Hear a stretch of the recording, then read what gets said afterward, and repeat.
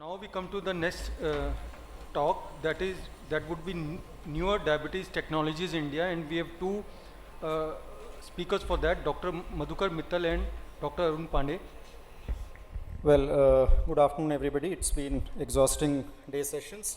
Thank you to the organizers for having us here, and we are here to talk about newer diabetic technologies, specifically in India. And me and my co-speaker, Dr. Arun Pande, are there to take you through it. So, Dr. Arun, let's start off with the things. Yes, so it has been a century since the discovery of insulin. Now we have moved to wonderful, beautiful gadgets which are there for glucose monitoring, which is there for insulin delivery. And there are so many things out there. And I think Dr. Madhukar has to add to that. Yeah, so we know technology is fast evolving, and the last couple of decades have seen evolution much faster than maybe previous 50 years, and things are going to speed up even further. So we have moved from glucometers to continuous glucose monitoring systems, insulin pumps, connected pumps, and so on and so forth. So in SPEEDCON, we are discussing about the speed of discoveries which we had recently. And why this is needed? It has changed. Many things have changed. The way we shop, the way we do banking, the way we search data on the net, as we had a previous log there. So why not use technology to change life of people who are having type 1 diabetes or type 2 diabetes? So that is very important. That's why it is there. So with the need for technologies, how do we sort of classify? Because there's a huge clutter of technologies coming in. So, and a lot of them overlap. So let's look at how we can sort of simplify things. So we have patient-centric technologies, we have doctor-centric technologies, and we'll touch upon big data and artificial intelligence developments in these three specific fields, and also some of our own things. So things have changed. Previously what was there? There was a patient and a doctor, direct one-to-one interaction. But now the things have changed.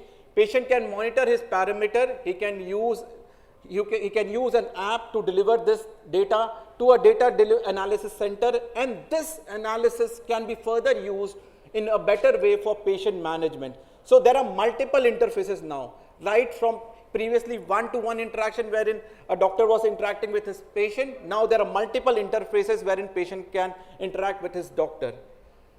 And few more things about patient-centric technologies. Yeah, so what we see in our clinics, doctor, patient sitting together, and then now we have intelligent systems which can sort of coordinate between the two. So we can sort of get data on our screens and sort of help and analyze the data. So let's look at some patient-centric technologies which are vital for patients and caregivers. Patients can get more time besides their diabetes to sort of enjoy other activities.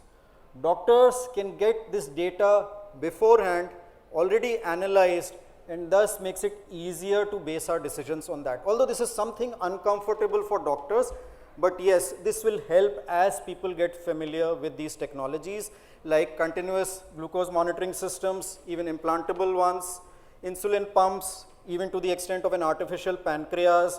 We have various drug delivery systems, smartphone-based retinal photography, and we all wear sort of these wearable smart devices. So things have changed a lot, right from finger stick testing. Now we have continuous glucose monitoring system, sensor augmented pump, smartphone-based retinal photography. We have various other now monitoring systems like corneal lenses, digital tattoo, which came for a short brief period in India, but it went back. It was called as graphene patch. But yeah, things have changed a lot in those areas. So what about various CGMs which are available, boss? Yes, absolutely. So let's talk about what we have here. So we have Medtronic, Dexcom, Abbott, and Eris. So Dr. Arun, would you like to talk about one of them? Let's start with the Eris one. Okay. So this is an continuous glucose monitoring system, which, as like other continuous glucose monitoring system, gives 24-hour glucose profile, therapeutic decision, which is required for therapeutic decision making. It is a real-time thing. So a plus point here is that we need not have any device to check the sugar. The sugars can be directly seen or on app, and there can be alarms for high and low. But the flip side of this is that it requires testing and calibration by the glucometer. So we need to feed the values of the sugars into the app so that we can interpret it. What about the Abbott one? What about that, boss? Yeah, so we all are familiar, so we will not cover each and every one for lack of time. But the Abbott Freestyle Libre is now in India. The Libre Pro was the older version, but this one is US FDA approved, and this is what we need to use. So don't get misled by the Pro. The Pro is actually the older version. We need to sort of focus on the Libre one. And this gives you a graph and works for 14 days patch. You can just wear it or put the patch over the skin, wear a shirt over it and the device. So it's sort of conspicuous and doesn't need to be very obvious, and you get this graph, and also gives you some predictive sort of value, gives you an idea it's going low or high in the coming things. So things have changed a lot. Initially from the finger stick, 3 months average HbA1c, now we have CGM, and this all together gives us the complete profile of the blood sugar of our persons with diabetes. What about various insulin pumps, boss? Yes, so moving on from CGMs, coming to insulin pumps, we have available Medtronic's, Dexcom and Ypsomed, and we are moving to connected CGM insulin pumps. Dr. Arun, you'd like to take one of them, the latest one probably? Yes, so we have this new baby on the block, Minimed 780G, which adjusts and corrects the blood glucose level every 5 minutes. The targets can be set with various different. Usually the target is 100, but in those patients, suppose we want not that much tighter control like elderly or persons with CKD, we can set a higher target. It offers connectivity, upgradability, and patient can share the data with their caregivers and have better outcomes. Can you, boss, add a little detail about this thing? Yeah, so the biggest advantage, and we are focusing on India because in the world we have patch insulin pumps also. But here this gives a predictive sort of system where if you set a higher limit, and this connects to insulin delivery. So the glucose monitoring connects to the insulin delivery. And if you set a higher limit, beyond that limit the insulin delivery increases automatically. If you set a lower limit, as the sugars breach that lower limit, the insulin delivery decreases or even can be discontinued for a short period. So that's the biggest advantage of these sort of hybrid and closed loop systems. So now, although this iPod, it is there for long time, it's a system which can be applied on the skin, and one can inject the insulin directly on that iPod. So a person who was taking basal bolus regimen, that is 4 injections per day, that is 120 injections skin punctures per month, can reduce to just 10 skin punctures. So it can be used for 3 days, and that is it. Yeah, the biggest advantage for people who have fear of injections. But unknowingly, remember, all these we focus on, but we all have used technologies as medical professionals in our various drug delivery systems. So pharmaceutical companies have used emulsions, liposomes, microsphere technologies, nanoparticles and others to formulate or enhance drug delivery. So let's take one of these, Dr. Arun. So I am sure there would be few people in the audience जो बचपन में दूध पीने से घबराते थे, and this technology has now helped. It's a way wherein the vitamin D delivery has increased. It's a micellized form of vitamin D. Better absorption of vitamin D can be attained through implementation of micellization process, and it enhances the bioavailability. What about, I have taken 2 new kids on the block. What about another new kid, boss? What about semaglutide? There's so many. I mean, you will lose track. So many new kids on the block now. So this is the latest semaglutide oral formulation. We were all waiting for this. We had GLP-1s. Obviously, nice science, good technology came together in the form of snack to make injectable GLP-1 into an oral GLP-1.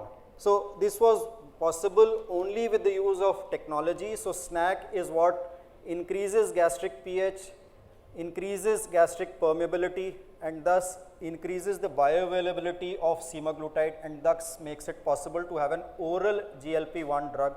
As we all know, this has been launched very recently. So no prick for GLP-1 analog, boss, now? Absolutely. Oh. No need to fear the GLP-1 injections. That's great. So we have also this smartphone fundus photography, which is there. One can check the retina by smartphone fundus cameras, and this this photograph can be further analyzed by AI whether the retina is normal or abnormal. If normal, one can continue with the usual care. If abnormal, we can send them for the ophthalmologic evaluation. And if we see, if I summarize patient-centric technology, things have changed a lot, right from CGMS, wonderful, beautiful pumps, fundus camera, and this all has made life better. And what about doctor-centered technology, boss? Yeah, so this sort of starts overlapping. So when we see patient-centric technologies, these ultimately are there to help the doctor. And if we see, and we've all used this during COVID, but I'm sure even when COVID goes away, teleconsultation is not going to go away fast. So this is all going to overlap, and data from social media and other platforms is all going to come and lead to doctor-centric technologies. We all use electronic medical records. We have voice-based assistants. Now, this can be added on to make clinical decision supports. We have options for predictive population risk stratification. Even genomic and individualized therapies are also coming up. Then you have various patient self-management tools, applications for data monitoring, and then we are looking forward to remote patient monitoring. So let's talk about the flow for this. Let's simplify this further. So doctor-centric technology, it has two ends basically. One end is the patient end, wherein the diabetes app is there, and other end there is a physician. Physician at the patient level. At the patient level, the data is analyzed. This data is fed in the app, and this is further analyzed at the data management system. At the physician level, at the EMR level, the data is captured. This all together is analyzed at the data management system, and this gives a notification to doctor who can preempt, predict what would be the likelihood future, and then he can use it in a better outcome for the patient. What is this circle, boss? Artificial intelligence, ye kya bala aa gayi isme? So this is all there. Artificial intelligence is coming in this to simplify that flow, to make it help us, the doctor and the patient. So you can see more number of patients, more intelligently. The data comes to you in a fashion which is an interpretable fashion. So what doctors spend time with the patient feels that doctor ने मेरे को 2 minute में भेज दिया या 5 minutes. We need to spend more time with the patient. If that data is already pre-analyzed, and then before coming to the doctor's clinic, there is a personnel in your clinic which helps and talks to the patient with this analyzed data. And therein comes the role of artificial intelligence, where artificial intelligence can help in this doctor, patient and the healthcare setup. Let's see how we can do this. So there are multiple heavy terms out there: case-based reasoning, artificial neural network, support vector regression. But boss, what is machine learning? What is all those things? This is looking like some sci-fi movie.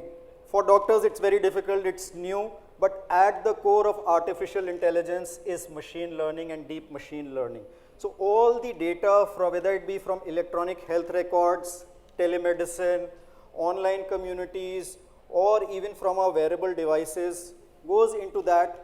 Data is mined, and then through using artificial intelligence is interpreted or comes in an interpretable fashion into maybe an application, maybe in a smartphone, or maybe in a desktop. So whatever it be, but that is to simplify artificial intelligence as medical professionals. Always you will need a tech guy to handle the back end. So there are multiple apps coming up. There are smartphone apps for calculating insulin dose. But what is this Wildi? Yeah, so I have heard about little bit about absolutely. So this is where the role of artificial intelligence comes up. We are just taking bits and pieces here. This is one of the app which has been endorsed by RSSDI, AI powered, and its use has led to a reduction in HbA1c of around 0.6%. So maybe further use. So both doctors and patients have to adopt technology, and this will happen. We have adopted technology, and this is gradually going to progress in the medical field. And what I see, it was published by Dr. Sarita Bajaj. So now in prescription, we will also probably prescribe apps to our patient. So now this is big data analytics. What is this big data analytics, boss? Yeah, so just taking one example from here, this is Mediva, where they have developed a predictive model. There are a host of others. They may not work initially very well, but as time progresses, as more data comes in, they will become more intelligent. So we fear robots coming in, taking our jobs, but they are there to help us and give us more interpretable data. So besides blood sugar, HbA1c, what we are going to have is a predictive model with regards to risk factors so that we do not miss even one thing in a busy clinical practice. Does it take into number of in-laws into account? I hope nobody gets any ideas from it, but yes, Arun, let's move forward. Let's not touch that. It's a touchy topic. Okay, boss. So basically, what will this big data analytics tell us? These are the few attributes of a particular patient. If this is there, there is high likelihood of that this person would have higher HbA1c in the follow-up. So what we can do right at the initial diagnosis, we can focus more on this particular patient. Yes, this patient has this particular attribute which shows that there is 65% chance of high likelihood of HbA1c in the follow-up, so that we can more emphasize on lifestyle, diet, and maybe more aggressive on the medical therapy. What about हमारे local लोग भी बना रहे हैं हमारे why not why miss our very own? So we have right here Dr. Om Lakhani with his Centurion insulin app and many others. This app helps doctors to decide when to initiate insulin and type 2 diabetes. Entirely free for doctors to use. We have by Dr. Rajiv Singla the T1 Life app, which integrates carbohydrate counting and thus reinforces the bolus dose prediction. We have a host of others which are there. Dr. Arun, I've heard you have also patented something. Yes, Talk boss. about it. Boss, we all chose biology because we were poor at mathematics. And this is an app which we are developing, which will not only take care of the EMR, also the accounting part of it. Many times at the end of 3 months or at the end of the financial year, we are sitting with our CA discussing a lot about, bhai, ye kaisa hai, how is this thing, how can this payment be made, mera yahan pe nuksan ho gaya, yahan fayda ho gaya.